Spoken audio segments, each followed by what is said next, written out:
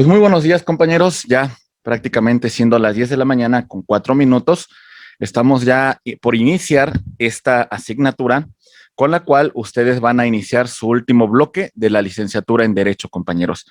La licenciatura consta de 24 materias. Esta es la materia número 23 y bueno, hay muchas cuestiones que es importante que cerremos con broche de oro. Ayer les envié a la licenciada Unice. Espero que sí hayan tenido la oportunidad de ver el video o si no, en la medida de lo posible lo vean, compañeros. No me gusta quedarles a deber nunca. Esa es una cuestión. Me gusta comprometerme con ustedes y por eso elaboré ese video. Ese video hasta cierto punto es para que terminemos en tiempo y en forma la sesión. Su presidente. Quiero informarles que a partir de ahora voy a... Bueno, se escuchaba por ahí una pequeña voz. Rápidamente, compañeros, les comento. Son dos videos. Un poquito analizo los temas de los medios de control de constitucionalidad, porque eso es el juicio de amparo en el primer video. Y en el segundo video menciono un poco de los antecedentes del juicio de amparo. Como todo trabajo, como toda cuestión, si ustedes elaboran una pequeña actividad que les enviamos, que va a fortalecer mucho su asignatura, el propósito en particular, compañeros, es que yo les voy a enviar una serie de libros que tienen que ver con el juicio de amparo, completamente digitales, completamente actualizados. Son bastante útiles, compañeros, pero bueno, es muy importante, compañeros, que elaboren ustedes, que revisen, que me presenten esas actividades como ejercicio de retroalimentación. Espero que hayan tenido la oportunidad de ver el video. Además, por si se les dificulta el tema del video, les enviamos los audios, les enviamos unos podcasts que tienen que para que no caduque el enlace, compañeros, descárguenlos y ustedes lo puedan revisar.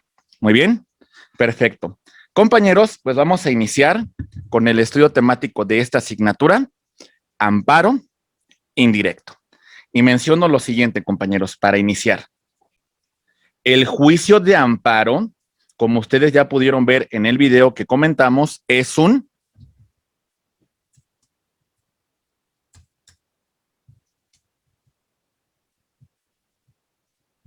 medio de control de la constitucionalidad. ¿Vale? Ya empezamos con un rango muy alto, compañeros. No estamos hablando de un proceso ordinario, ¿eh? Estamos hablando de un proceso constitucional. Estamos hablando del más alto perfil de litigio, compañeros. ¿Sale? Este medio de control de constitucionalidad lo tienen los gobernados. ¿Sale? Y en algunos casos, las autoridades. En algunos casos, cuando se ve perjudicado su patrimonio. ¿Se entiende, compañeros? Pero vamos a señalar que principalmente es un medio de control de constitucionalidad que gozan los gobernados. Y cuando hablamos de gobernados, tenemos que mencionar aquí que tanto para personas físicas como para personas morales tienen este medio de control de constitucionalidad. El fin de un medio de control de la constitucionalidad, compañeros, es que la Constitución mantenga su supremacía. ¿Sale? Mantener su supremacía es un punto principal. Y de esta manera también tenemos que se busca la protección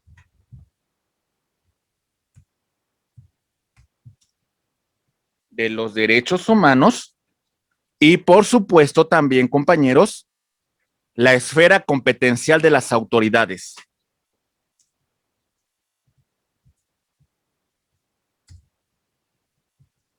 ¿Vale? Vean bien lo que estamos señalando, compañeros. Estamos haciendo mención de que el juicio de amparo como medio de control de constitucionalidad lo tienen los gobernados, personas físicas, personas morales. Su objeto es mantener la supremacía, la protección de los derechos humanos y la esfera competencial de las autoridades. Muy bien, compañeros. Ok. Si tenemos que hacer una clasificación de este medio de control de constitucionalidad, tendríamos que destacar que este medio tiene las siguientes características. Mucha atención, por favor.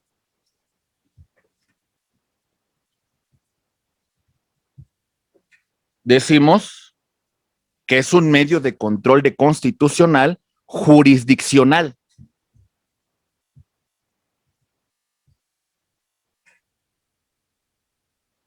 ¿Por qué? Porque se le encarga al órgano judicial, porque se le encarga a los jueces. ¿Vale? En este caso, quien va a conocer del juicio de amparo puede ser la Suprema Corte de Justicia de la Nación, tribunales colegiados de circuito,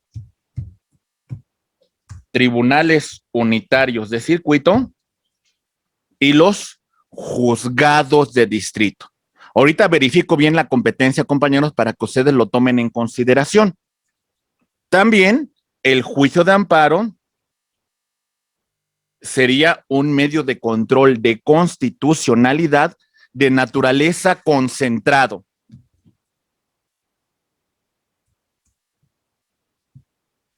Por eso es importante que vean ese video, compañeros, porque ahí les explico más a grosso modo en qué consiste el control concentrado, el control difuso, el control político, etcétera, etcétera. Pero bueno, vamos a ver. Concentrado, ¿por qué, compañeros? No a cualquier juez se le encomienda que conozca del juicio de amparo. Solamente a estos, solamente se le encarga a estos tribunales, a esta parte del poder judicial. El poder judicial de la federación, por conducto de estos órganos, van a conocer del juicio de amparo. Por eso es concentrado en el poder judicial de la federación, específicamente, compañeros, estos órganos. ¿Sale? ¿Qué otro tipo de característica tiene? Es un control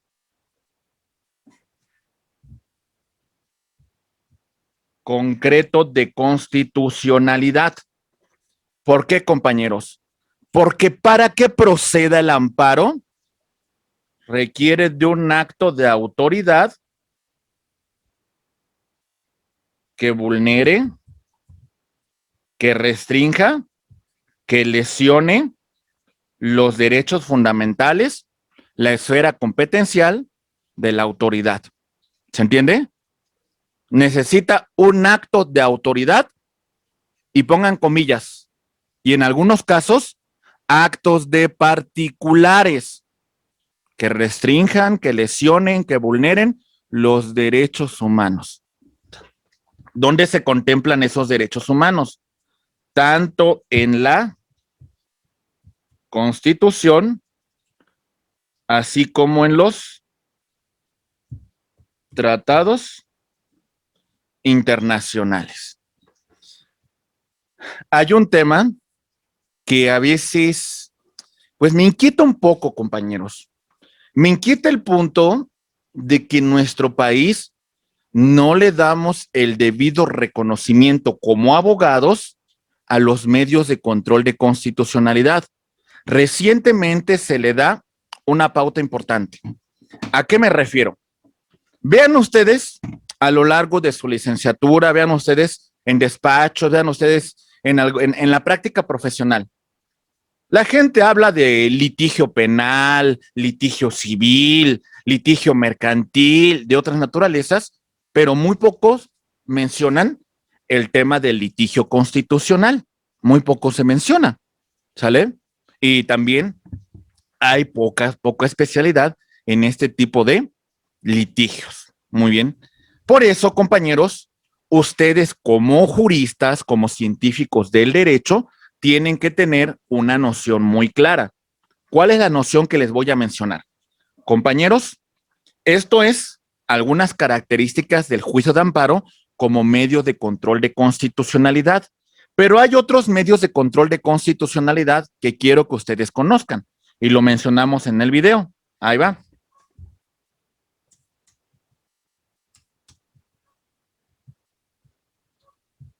Esos medios van a ser los siguientes.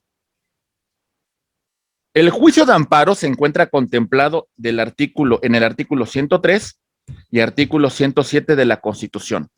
¿Sale? Tenemos otro medio contemplado en el artículo 105, fracción 1. En este caso en particular hablamos de un medio que se llama controversia constitucional. Este medio, compañeros, procede solamente por entes públicos. Los particulares no lo pueden promover, solamente entes públicos contra una invasión de esfera competencial. Nada más.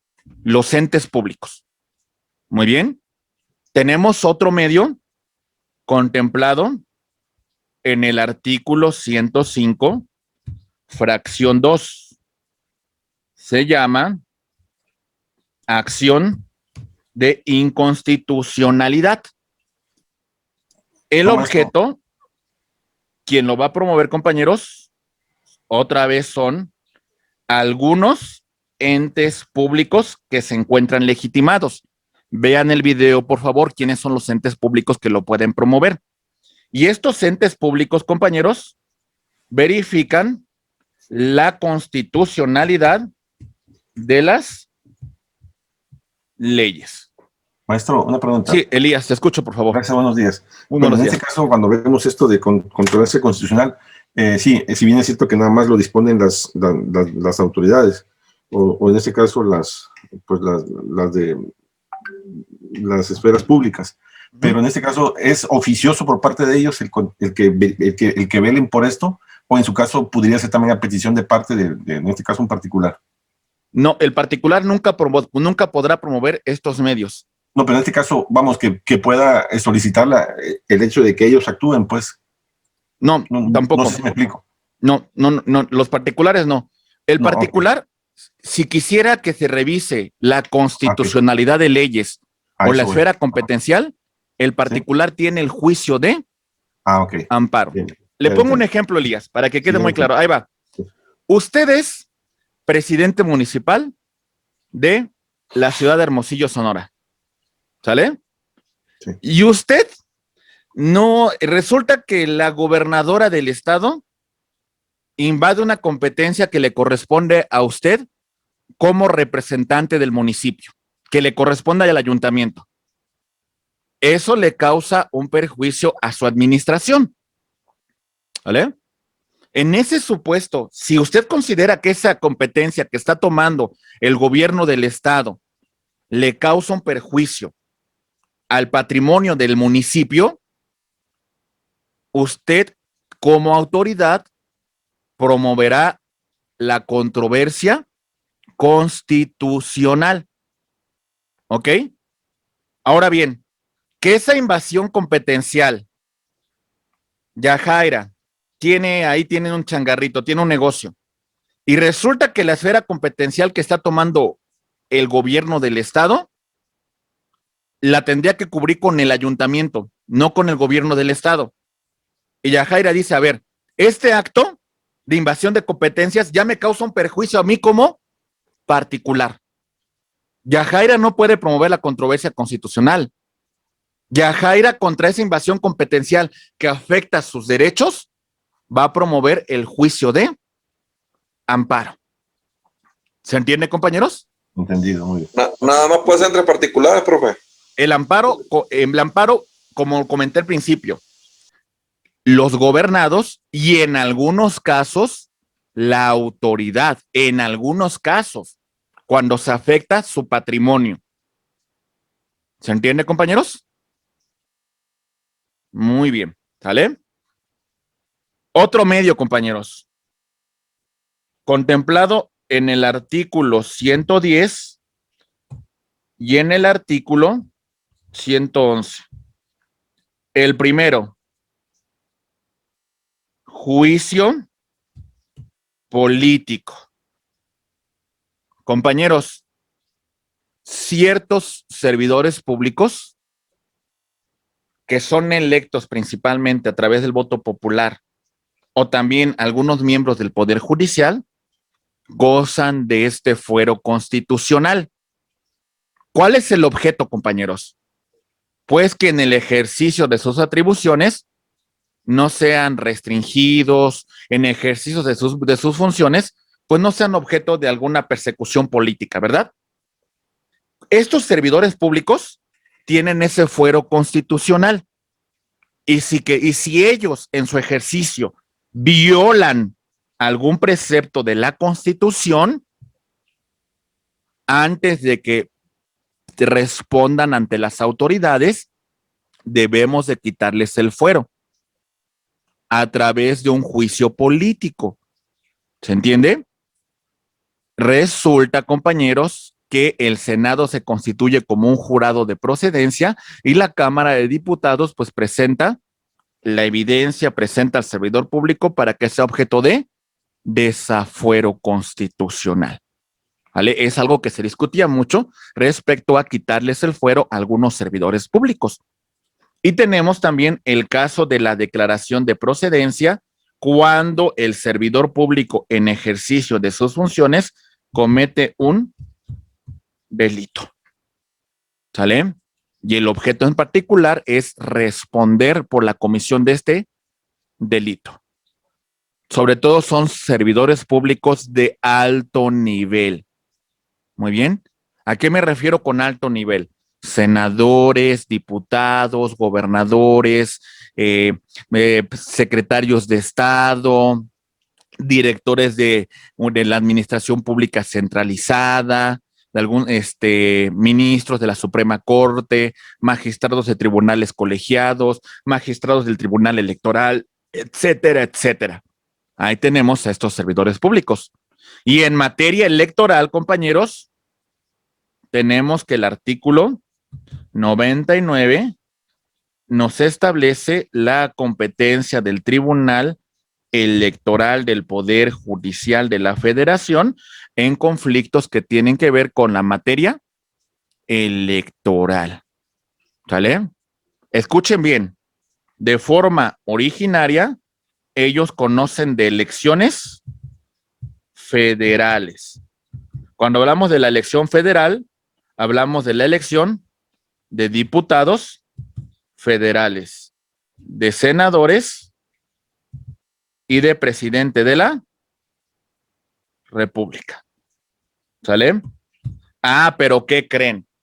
A través de un recurso de constitucionalidad se puede promover las elecciones de las entidades federativas. ¿Sale?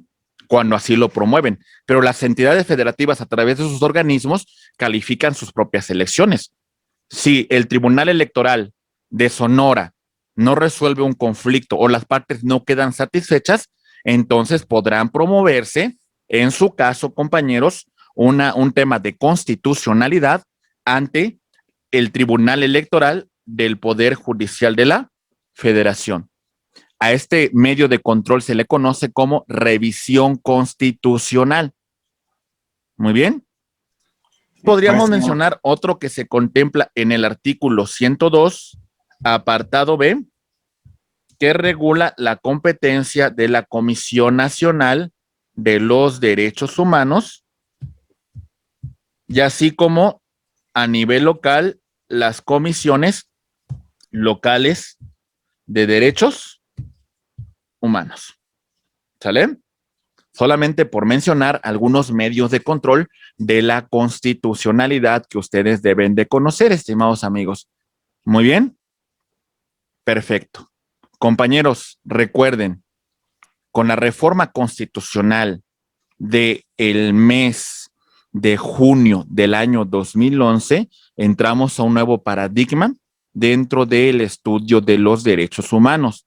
El artículo primero establece, se reconocen los derechos humanos tanto a nivel constitucional como en los tratados internacionales. El paradigma constitucional a partir de esta reforma, tenemos algunos puntos muy en particular, compañeros. Destacamos lo siguiente. Aquí les va. Cuando hablamos de la reforma constitucional, entendemos que los derechos humanos van a tener en una igualdad de jerarquía tanto a la Constitución, así como en los tratados internacionales. ¿Sale? En esa igualdad, en ese principio de supremacía. Por eso los derechos humanos tienen esta doble vertiente. Esta primer vertiente se le conoce como temas de constitucionalidad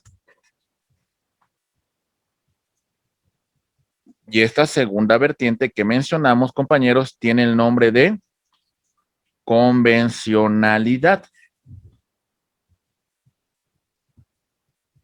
Muy bien, compañeros. Ok, entonces esto es muy importante que conozcamos porque va a ser una pauta muy importante. La Constitución protege los derechos humanos, no solamente los que se contemplan en la Constitución, sino también los contemplados dentro de los tratados internacionales. Muy bien, ese es el gran paradigma que nosotros debemos de destacar. Por eso, como medio de control de constitucionalidad, tenemos que hacer una mención muy particular del juicio de amparo, estimados amigos. Ahora bien, ¿qué protege el juicio de amparo?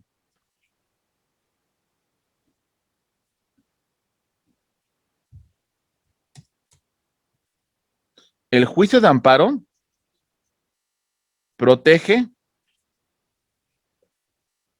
la Constitución,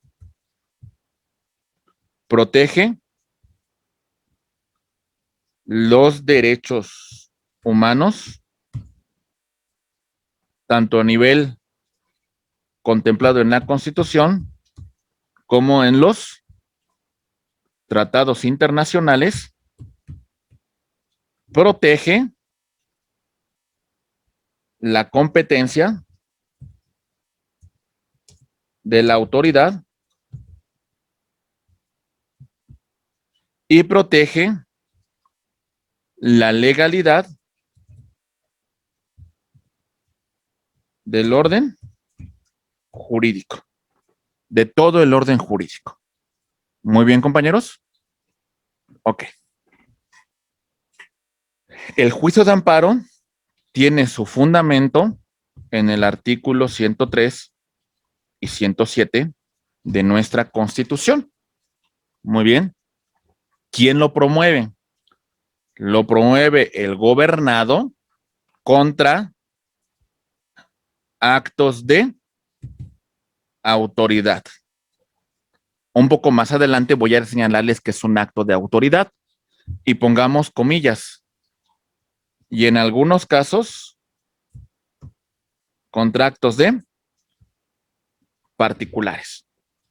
Cuando explique qué es un acto de autoridad, les va a quedar mucho más claro en qué supuestos podría proceder contra actos de particulares. Maestro. Sí, abogada. Sí, yo tengo una duda sobre eso. Por ejemplo, cuando dice sobre actos por particulares, ¿se refiere a, por ejemplo,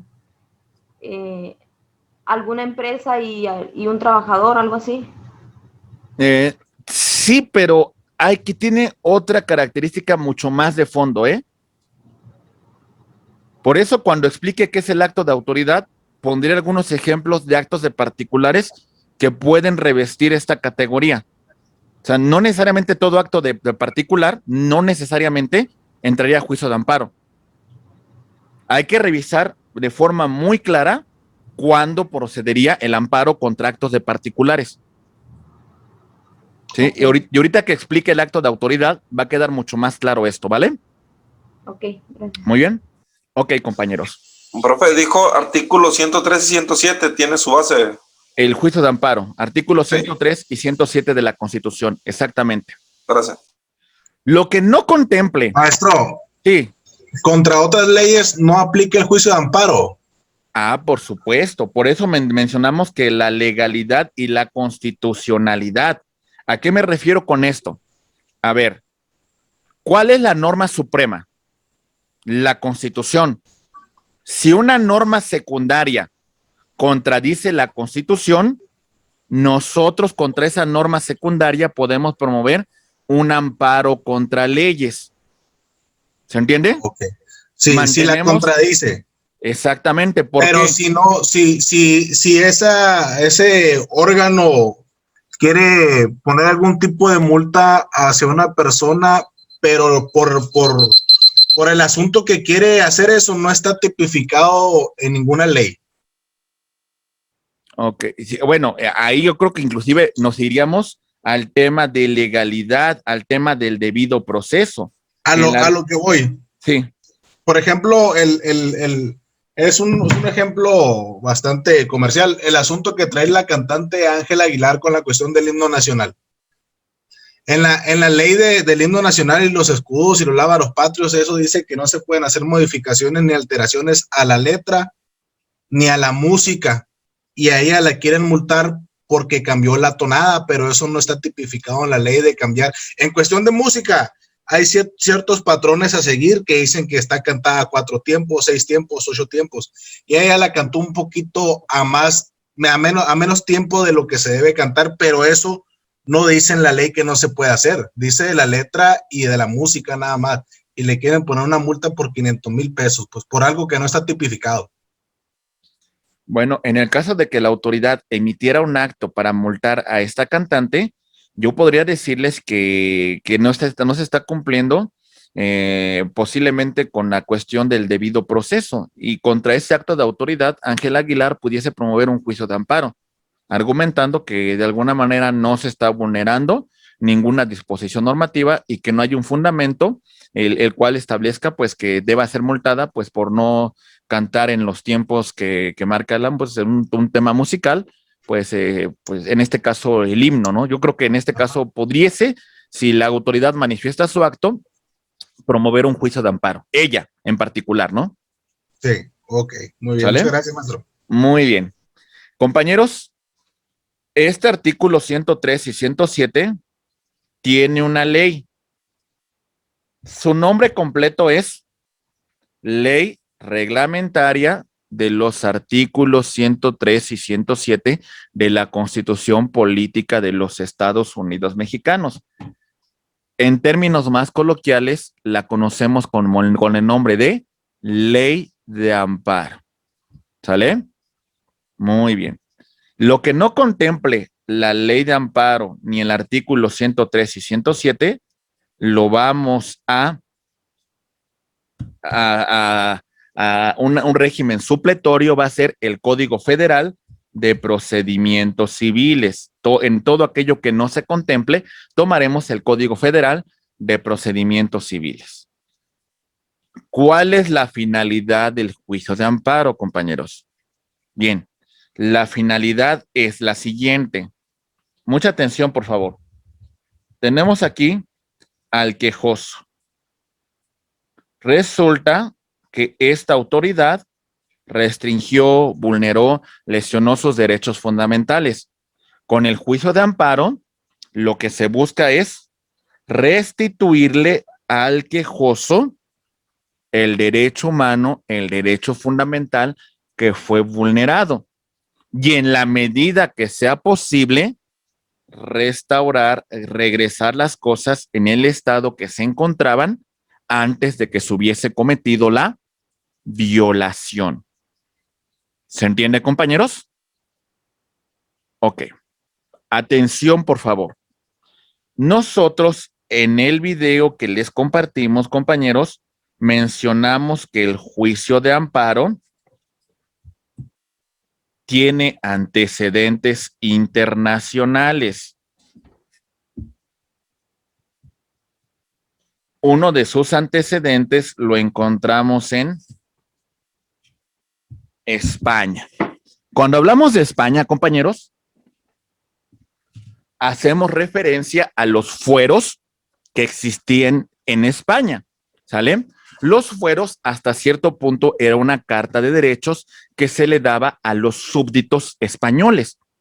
Bajo esta potestad tenemos fuero de Aragón, los fueros procesales, las reales audiencias, el justicia mayor, ¿vale? Los súbditos lo tenían para defenderse contra actos arbitrarios, ¿vale? Inclusive había un tema con el justicia mayor en las reales audiencias en la cual se le pedía el amparo y la protección. Esa figura de el justicia mayor se trasladó a México y algunos autores como don Ignacio Burgó Orihuela lo llama como el amparo colonial, ¿sale?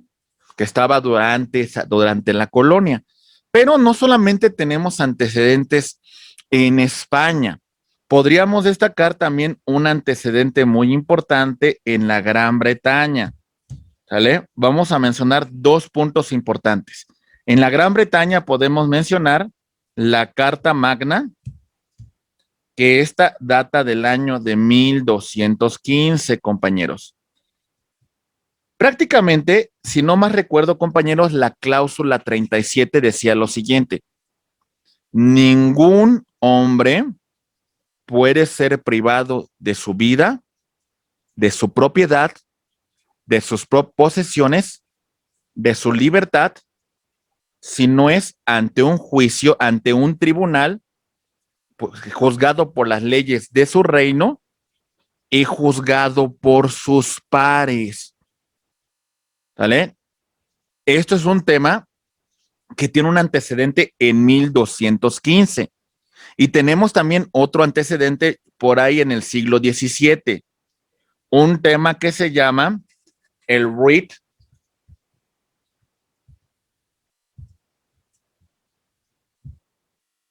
habeas, a ver si lo alcanzan a ver, ¿eh?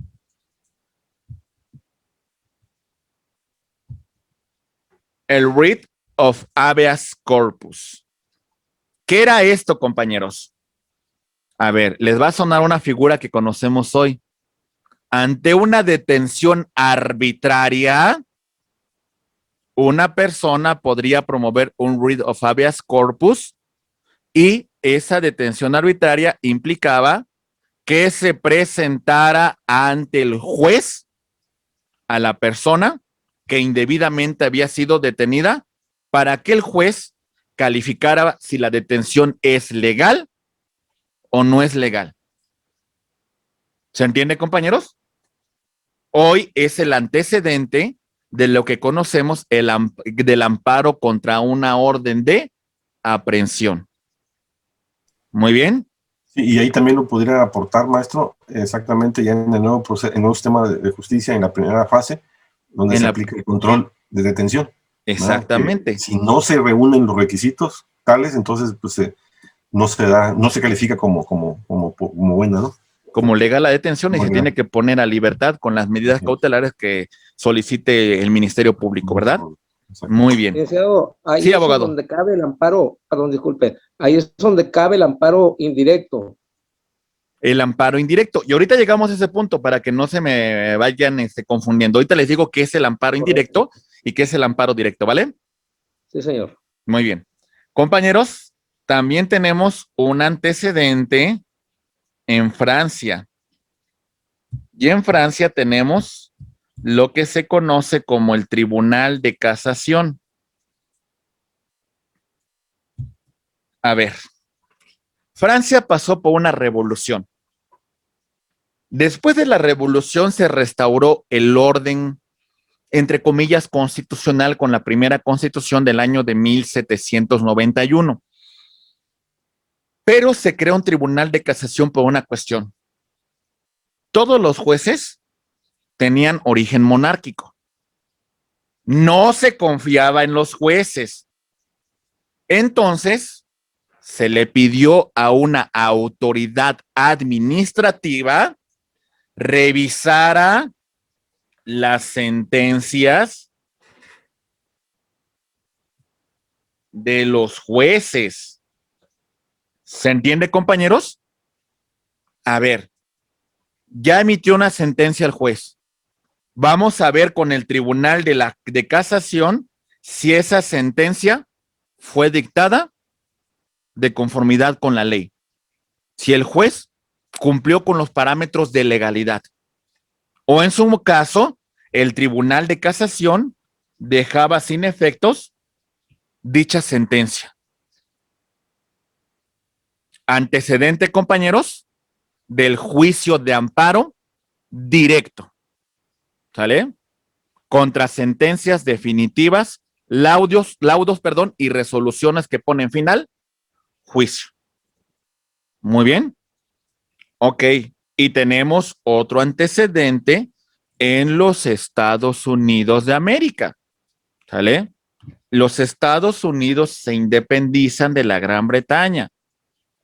Crean su constitución del año de 1789 y hay datos antecedentes muy importantes que debemos destacar. Por ejemplo, ellos tenían procesos como los siguientes. Estados Unidos. Tenían un proceso que se llamaba el Right of Certiorari.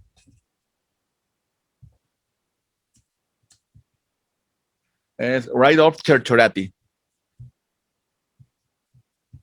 Este procedimiento, compañeros, era un proceso en la cual se le pedía a un juez que dejara sin efectos actos de autoridad que no cumplían con lo que los americanos llaman como el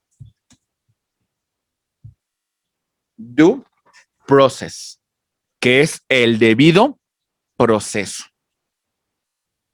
Otro antecedente importante es el right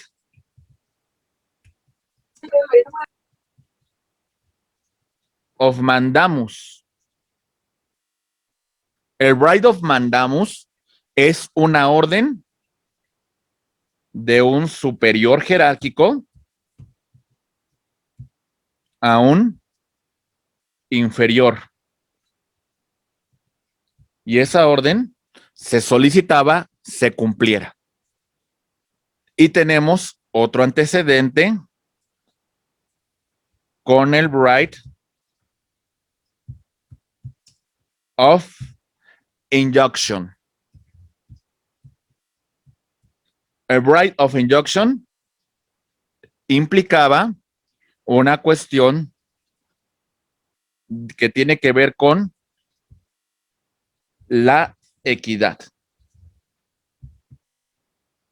Compañeros, estos son antecedentes que sirvieron de parámetro al juicio de amparo. México tiene una historia muy rica en estos temas de control de constitucionalidad y hay una figura que México aportó al mundo, el juicio de amparo. Ya no me estoy deteniendo tanto de los antecedentes, compañeros, porque les pido que revisen el segundo video, por favor.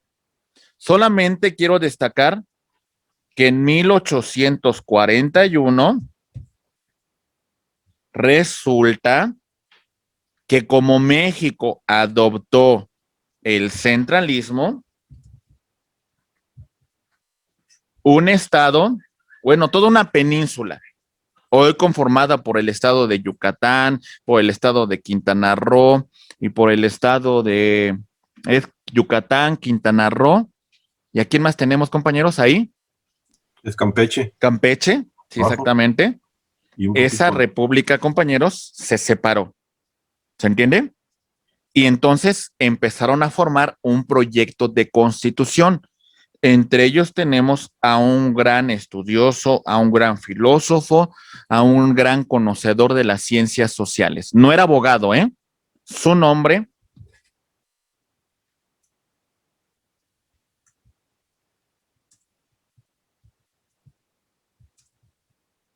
Don Manuel Crescencio Rejón plantea un medio de control de constitucionalidad contratos de autoridad legislativa, ejecutiva, que violasen la Constitución. Pero era a nivel local, compañeros, solamente en esa república que se había separado. Años más tarde, en 1847, compañeros, un jurista tapatío llamado Mariano Otero presenta el proyecto de Rejón al Congreso y, compañeros, en el acta de reformas de 1847 se federaliza el juicio de amparo. ¿Vale? Contratos de autoridad legislativa, ejecutiva que fuesen contrarios a la Constitución. Manuel Crescencio Rejón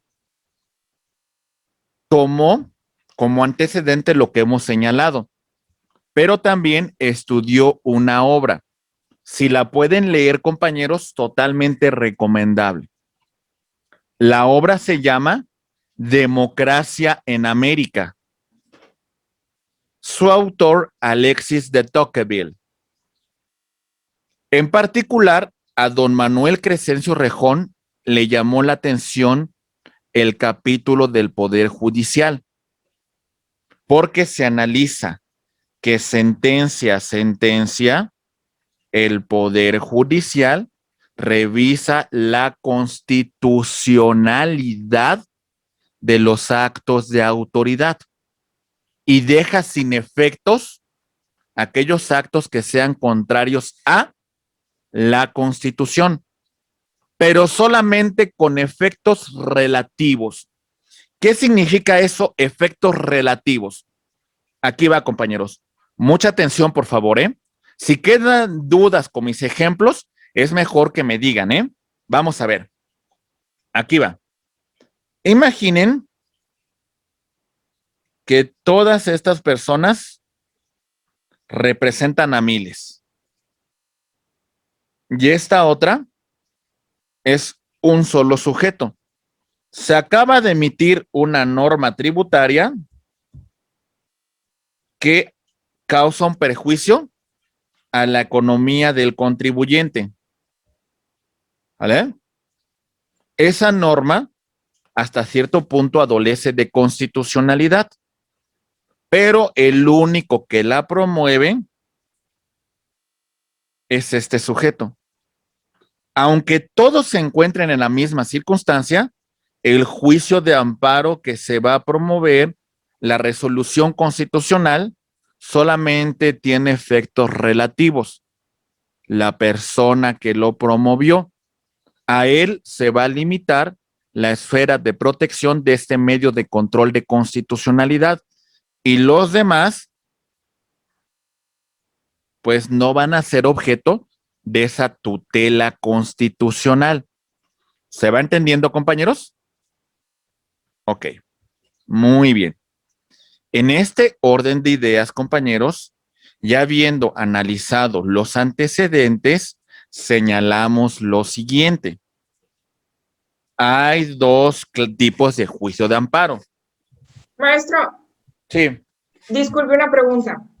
En el ejemplo que dio anterior, ¿es parecido como cuando muchas personas se quieren amparar por el caso del C3 en las policías? O sea, el caso es el mismo, pero cada persona debe promover su amparo. Sí, exactamente. Aunque en este caso usted está haciendo referencia, mi estimada Zulema, a un amparo colectivo. Sí, es un amparo colectivo porque lo promueven muchas personas. Sí, o sea, cada quien tiene que dar su autorización de que se promueva a su nombre.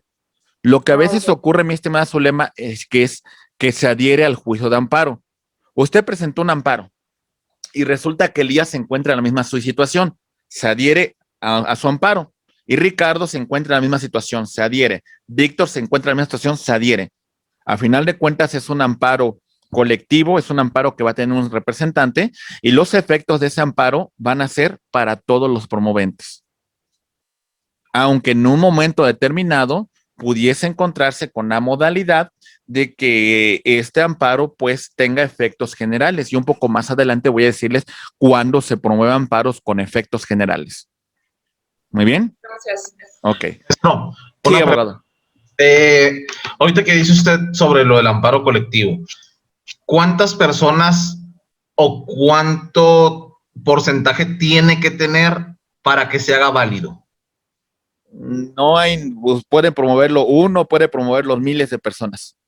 O sea, Ok. no tiene un límite. O sea, al final de cuentas, si es un amparo colectivo, lo que sí hay que designar es un representante.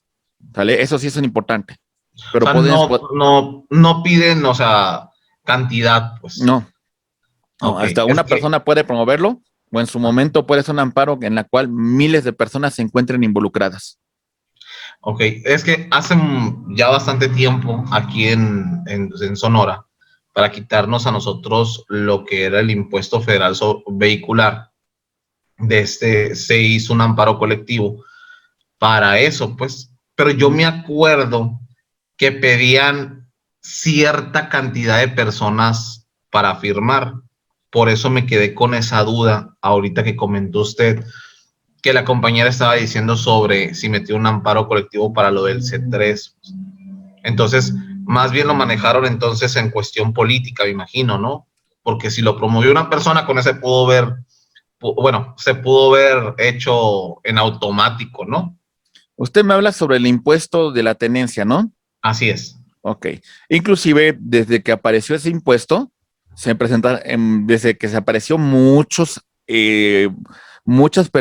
particulares en su momento promovieron juicios de amparo. Uh-huh. Y muchos lo ganaron con efectos relativos. Es Sí, de decir, hecho, aquí lo quitaron.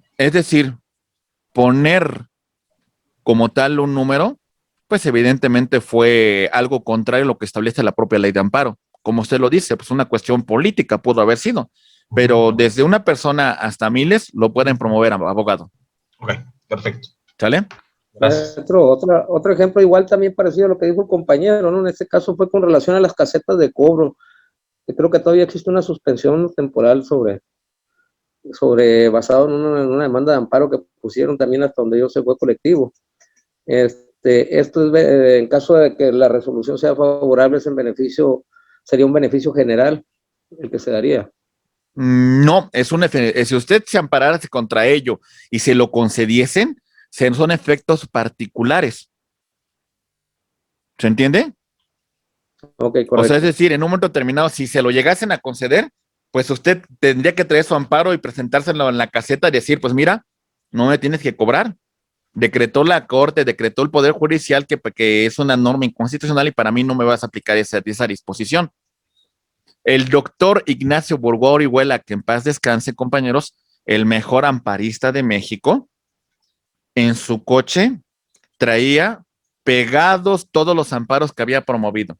Todos. Entonces, cuando llegaba la autoridad y veía que no tenía verificación, el doctor Ignacio Burgoa tenía pegado el amparo que había promovido contra la verificación, que había promovido contra el impuesto de la tenencia, que había promovido con tantas cosas, compañeros.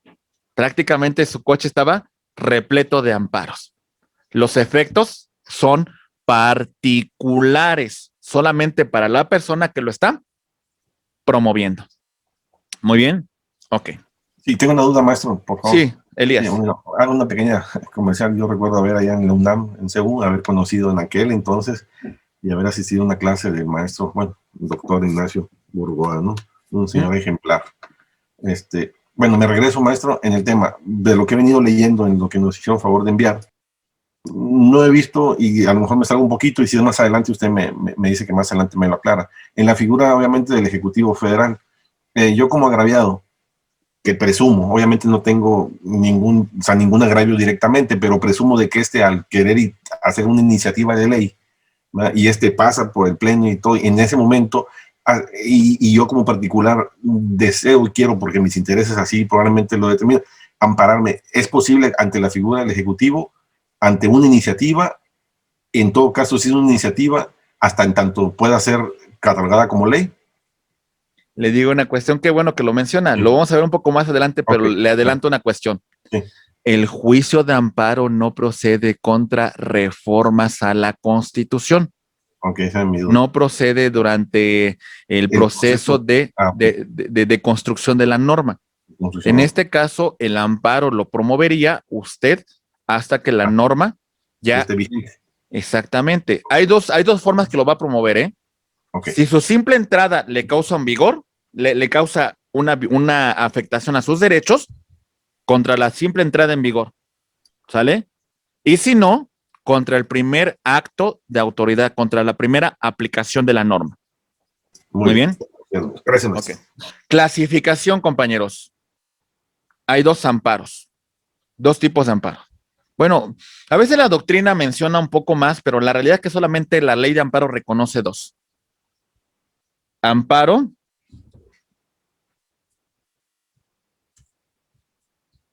indirecto y el amparo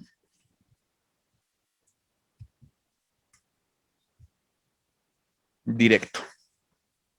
El amparo indirecto nos dice el doctor Ignacio Burgua Orihuela que tiene también otro nombre, biinstancial.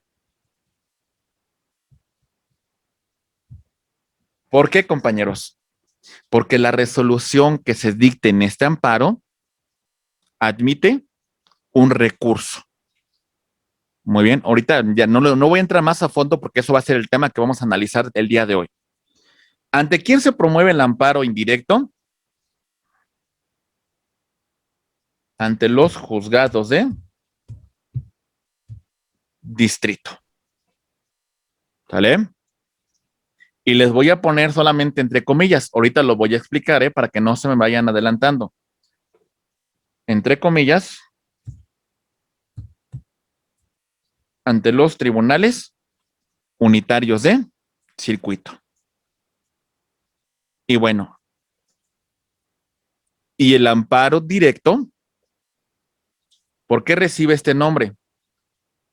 Porque se supone que antes de la reforma de 1988 lo conocía directamente la Suprema Corte de Justicia de la Nación. ¿Sale? Solamente voy a destacar una cosa, compañeros. Su nombre, nos dice el doctor Ignacio Burgua, también se le llama como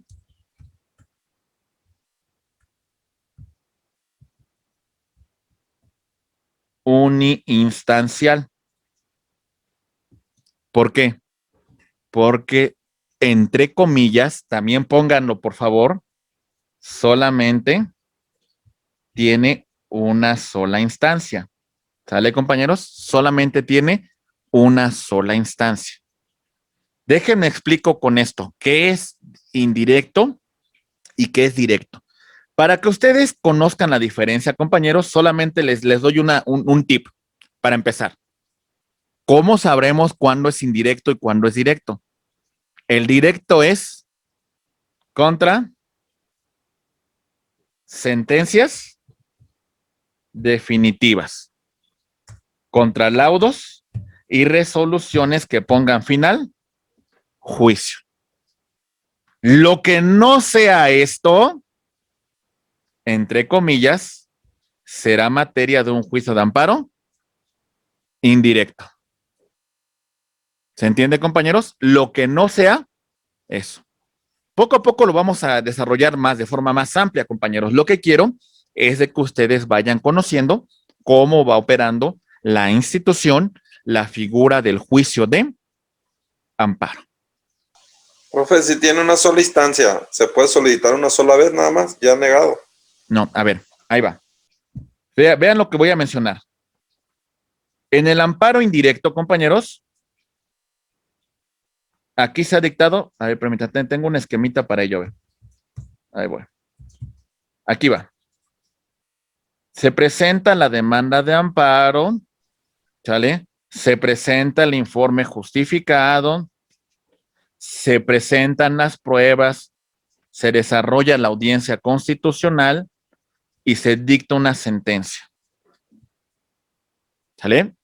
En el amparo indirecto, contra esta sentencia, podemos promover recurso de revisión. ante el superior jerárquico del juez que dictó la sentencia. En el recurso de revisión se podrá confirmar, se podrá modificar, se podrá revocar la resolución que se está impugnando. ¿Se va entendiendo, compañeros? Ahí me surgió una duda, maestro. En las flechitas, en los puntos, ¿en qué parte o es en la demanda inicial de amparo se solicita la suspensión del acto reclamado? Ok, veo que ya van conociendo un poquito el tema. Se va a solicitar aquí, Ahí, ok. en el escrito, pero aunque también usted la puede solicitar antes de que se celebre la audiencia constitucional. No voy a entrar tan a de fondo ahorita con el tema de la suspensión porque lo vamos a ver en su momento, pero solamente le informo que usted lo va a solicitar ahí, en su propio escrito. Muy bien, pues. Aunque también, abogado, hay suspensiones que se pueden conceder de oficio y voy a mencionar específicamente en qué casos puede de oficio también decretar a la autoridad, aunque usted no lo solicite. Muy bien. Ok. Esto, compañeros, es el amparo indirecto. Admite recurso de revisión que confirmará, que modificará o que revocará la sentencia que nosotros estamos recurriendo. Muy bien. Martín, el amparo directo no. El amparo directo, como ya lo mencionamos, procede contra sentencias definitivas, laudos y resoluciones que ponen final juicio. Y otra vez, comillas. Compañeros, la verdad les voy a ser muy sincero, El tema más trascendental, más complejo, con mucho más elementos de dificultad en tema de derecho, es hablar de amparo. Y por eso lo mencionamos hasta este momento, hasta esta parte de su licenciatura. Si yo les hubiera hablado en las primeras clases de esto, de verdad estaríamos hablando en chino, Ahorita ya tienen un poco más de conocimiento, compañeros. Ya tienen un poco más de noción. Por eso es importante. Les envié los videos y recuerden ustedes que que en el canal voy a subir todo el material para que lo vuelvan a revisar, compañeros, para que vuelvan a estudiar la materia por si algún punto no queda claro. No es una materia que se estudie en una sola sesión. Es más, si yo les mostrara algunos libros que tengo de amparo, el del doctor Ignacio Burgo Orihuela son 1,300 hojas de un libro, compañeros. Nada más para estudiar del amparo, Si les enseño mi manual del juicio de amparo de la Corte, en 800 hojas se estudia, compañeros. ¿Vale? Es decir, es complejo, compañeros. No es sencillo. Y es más, les voy a decir una cosa. Hay muchos abogados postulantes que no conocen del amparo y muchas veces recurren a otro abogado para las tramitaciones de sus amparos. Porque ya son temas de fondo, compañeros. Otra vez, comillas. ¿Por qué? Porque destaco, compañeros, que entre comillas, la sentencia que se dicta en amparo directo no admite ningún recurso. Ya es la verdad legal. Pero si hay un tema de constitucionalidad que sigue pendiente, compañeros, que se tenga que resolver, compañeros, se admite recurso de revisión y este recurso lo conocerá la Suprema Corte de Justicia de la Nación. Un poco más adelante lo van a entender. ¿Vamos bien, compañeros? 2 amparos. Ahora bien, ya voy a entrar de lleno con los tribunales de amparo. ¿Está clara la noción de lo que es el juicio de amparo, compañeros? ¿Está claro el antecedente? Muy bien. Les pido, por favor, compañeros, que revisen los videos si les quedan dudas, porque eso va a fortalecer mucho su materia. Si ya los vieron, eso es muy bueno, compañeros. Fortalece mucho el contenido que estamos viendo. Si no lo vieron, compañeros, les pido, por favor, que lo revisen. Bien, compañeros, empezamos con esta temática. ¿Listos? Muy bien.